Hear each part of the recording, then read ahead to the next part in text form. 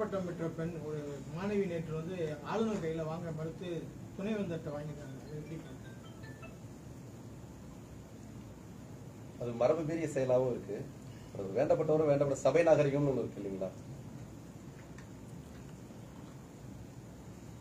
திராவிட சித்தாந்தத்தை நான் மதிக்கிறேன், அதனால் அவர் கையில் வேண்டுமென்றே நான் வாங்க மறுத்தேன் என்று அவர் வெளிப்படையாக சொல்லியிருக்கிறார். அவருடைய கொள்கை பிடிப்பும் அவருடைய துணிச்சலும் பாராட்டத்தக்கது என்றாலும் கூட நீங்கள் சொன்னதைப் போல அவை நாகரிகம் என்பதும் முக்கியமானது. அதில் எனக்கு மாற்று கருத்து இல்லை.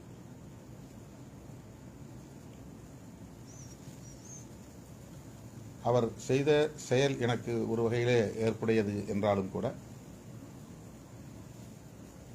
அவருடைய கொள்கை பிடிப்பு, அதாவது திராவிட சித்தாந்தத்தின் மீது உள்ள கொள்கை பிடிப்பு, அதனை அவமதிக்கிற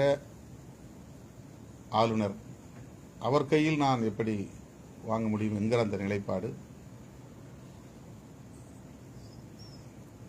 அதே கோணத்தில் பார்க்கிற போது சரி என்று தோன்றுகிறது. ஆனால் தனிமனித அணுகுமுறை என்று வருகிற போது அவை நாகரிகமும் முக்கியமானதுதான்.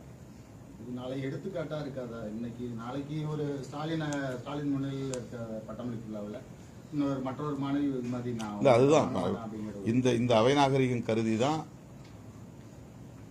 நாடாளுமன்ற உறுப்பினர்கள் குழுவிலே நான் இடம்பெற்றிருந்த போது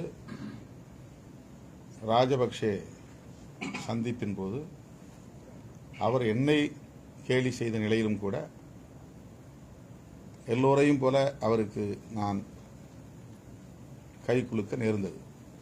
அவர் மீது கோபம் இருந்தது, வருத்தம் இருந்தது, வலி இருந்தது. அவருடைய நடவடிக்கைகளை கண்டிக்க வேண்டும் என்கிற நிலைப்பாடு இருந்தது. எல்லாவற்றையும் தாண்டி அவை நாகரிகம், அந்த இடத்திலே எல்லோரும் எப்படி நடந்து கொள்கிறார்களோ அந்த நாகரிகத்தை நான் மதிக்க வேண்டும் என்று கருதினேன். அதே உணர்வோடு தான் இப்போதும் நான் அந்த நிலைப்பாட்டை நான் பார்க்கிறேன். ஒரு ஆளுநராக அவர் வந்து மரபு மீறி சனாதனத்தை பற்றி பேசிட்டு தமிழகத்தில் அது தவறு. அவரும் அந்த மாதிரி பேசிட்டு இருக்காரு. அவர் கட்டாயமாக தவறு. அதனால தான் வந்து சட்டசபையில் அவரே வெளியேற வேண்டிய நிலை ஏற்பட்டது. அவை நாகரிகத்தை அவரே கடைபிடிக்கவில்லை என்பதும் நாம் நினைவு கூறத்தக்க ஒன்றுதான்.